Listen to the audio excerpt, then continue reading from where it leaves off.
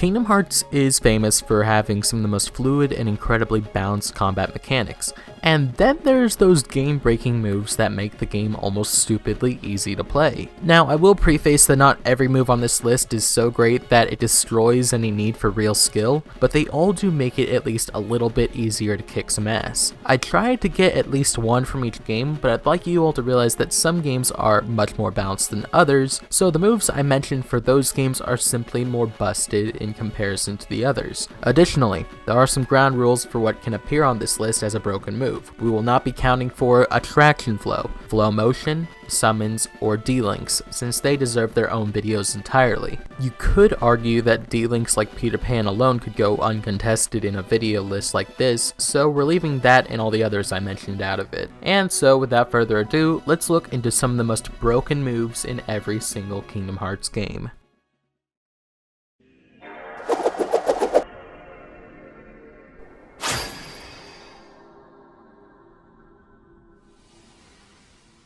Despite the fact that Kingdom Hearts 1 is the first game of the series releasing in 2002, it's surprisingly well balanced and it's hard to pick out any standout abilities that break the game. That's when I realized that if I watched speedrunners, I could pick out something I see them use a lot and go from there. I myself, as a Kingdom Hearts 1 speedrunner, know for a fact that Ars Arcanum is absolutely imperative to have in order to be successful, especially on those level 1 hands tied blindfolded L+ ratio type of runs. Activating it causes Sora to swing the Keyblade at incredible speeds in an almost unbreakable 13-hit combo. Damn, there's that number again. You can also mash the triangle button following the combo to get some extra hits in with a finisher that makes him do a backflip slash and then a wide front flip slash. This move is quick to make an enemy's HP go from orange to green faster than you can say what happened to Riku's hair, and is undeniably the most broken move against boss fights. As an honorable mention though, I will say that the Trinity limit is pretty good against large swarms of enemies, although it does drain the party of all of their MP. Now, moving on to the reason you probably clicked on this video in the first place, Rechain of Memories has to have some of the most busted moves in the entire series. What can I say? Rechain of Memories Sora is just built different. You're not as bad as I thought. You really are a hero. A heartless hero. Who asked you? Let's see, for honorable mentions we have Tornado, a move controlled remotely by Sora that vacuums all enemies it comes into contact with. Using just 2 of these can clear a whole room. Same could be said for Mega Flare, which depending on the strength of the enemies can erase them all with a flashy, fiery blast that shot straight from the tip of the Keyblade. And while the next one, Warp, doesn't give you any EXP or money or Moogle points, it is by far the best room clearing category of slates, as it instantly Thanos snaps all the enemies away. And now for the reason you're all here, the ultimate boss buster, Lethal Frame. I don't even think I can describe how broken this move truly is. It literally freezes time and Sora unleashes an all-out super quick Omaiwamo Shinderu looking attack on any one singular opponent that he has locked onto. This move is especially good because it can't be broken unless done so in the 3-second waiting time it takes to activate. And the closer you are to your enemy as you activate it, the more swings you can get in. And I haven't even mentioned the best part. If done correctly, you can actually permanently trap them in a never-ending loop of attacks, as shown in this viral clip by... I don't think I can even say his name on YouTube without getting demonetized, but you can go check it out, linked below.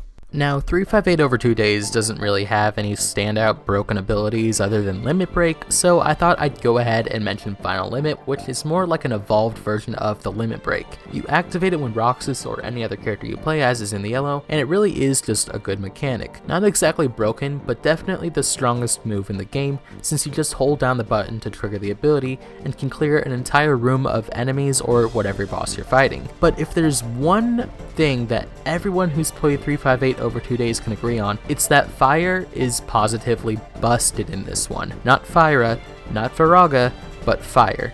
Just fire. Load yourself up on as many fire slots as you can and go crazy. If you know, you know. Raging Storm, Time Splicer, Transcendence, all of them are pretty powerful, but by far the most useful, not really broken, is any kind of surge ability. Fire Surge, Thunder Surge, or even Barrier Surge. I'll admit Birth by Sleep definitely has the most flashy of moves, a lot of them have really awesome names, and a lot of them are pretty useful in fights, but this was by far the hardest to pick from because of the rules I set down previously. A lot of the D-Links like Goofy and shot locks like Light Bloom and Ultimate Cannon could easily topple a lot of the ones on this list, since balancing in Birth by Sleep is so out of whack that even the boss fights are beyond unfair, especially when playing as Terra. So yeah, my pick is gonna have to go Thunder or Barrier Surge. Moving on. Now, remember when I said that some of the games on this list had better balancing than others? Well, that's where Kingdom Hearts 2 comes in. I tried for so long to find out what the most broken move in this entry would be, but couldn't really turn up much. We already previously mentioned the Trinity limit in Kingdom Hearts 1, so my thoughts went immediately to drive forms. But because almost all of them required Donald or Goofy to activate, I chose Limit Form specifically. In terms of usefulness, a lot of people tend to go for this one, so I figured, hey, why not? Honorable mention goes to Reflectka, because shielding from all directions even at the cost of magic is pretty damn great, especially with how crazy them boss fights tend to get. Now, as I've said many times, I haven't beaten Recoded yet. My knowledge exists almost in perpetuity with what's shown in the movie and the first 10 minutes or so of the DS game. So I did what any rational person would do and turned to Twitter. There I got an answer from the amazing Oluvids, who said that Exospark was probably the most busted one. I also received another response from someone named Nexian Keyblade Forge, who specifically named Judgment Triad, Chainrave, Shockfall, and Magnera as some of the good ones. So shout out to the two of them for playing the game even though I haven't, and I did leave a link to Olovids on YouTube and Keyblade Forge on Twitter in the description for you to check out. Dream Drop Distance. You either love it or you hate it, but whenever there's talk about the game being difficult, you'll always hear tell of the infamous balloon magic that's exclusive to it. Balloon, Balloonra, and Balloonga especially are so broken to a fault. I personally haven't played much of Dream Drop Distance since its 3DS debut, but even I remember how easy it was to breeze through the game's main story by having this spell in my arsenal. So yeah, if you're looking to get Dream Drop Distance speedrunning going, or if you're a first time player or whatever, just make sure you have at least a few of these on deck. But only a few, right? I don't want to linger on Union Cross for too long because it's no longer a playable game, but I just thought it was worth mentioning that the Kingdom Hearts 3 Kairi medal was by far the most broken one in the game, and it was released at the end of the game's life, so that's all I wanted to say. Again, not a lot to talk about here, just thought I'd repeat what I said in my Dark Road review, and say that the Revive Charms along with autoplay made this game absolutely stupid easy to play, because you didn't even have to play it. Alrighty, what's next? Kingdom Hearts 3? Oh, that's easy. Simba, oh, no, wait, that's a summon. No summons on this list. Then maybe the Teacups attraction flow? No, right, no, you're right, no attraction flows either.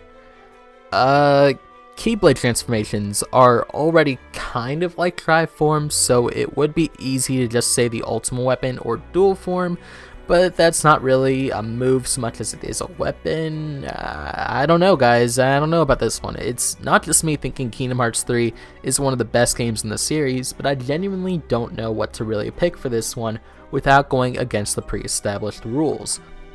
Maybe outside of these rules I set for myself, there really isn't anything wrong with Kingdom Hearts 3's combat or abilities, and the people who complain are just here to say Kingdom Hearts 2 combat is better. Which is valid, but really, they're both good, so shut up and have some ice cream. And finally, rounding off our list is the latest entry in the series, Kingdom Hearts Melody of Memories. As a rhythm game, there's not really any moves to speak of, just like with the mobile games, but I will say the summoning star that brings Mickey to the field to help score some extra points is kind of overpowered. If you disagree, L+ ratio to you, I guess, I don't know. And that just about does it. I mean, there's not really a whole lot else to say. This is not exactly what I had intended for an end of the year video, but that's just kind of what it became. The funny thing is, I started writing the script for this one way back at the start of 2022, Not sure if I would even ever make it, because I wasn't sure if this was the direction I wanted my channel to go. But now that we're heading into 2023, and 2022 has been the best year my channel has seen in a really, really long time, it just makes sense to continue on this track, and I hope you guys all will enjoy all the stuff that comes with the next year. Thank you all so much for watching, and may your heart be your guiding key.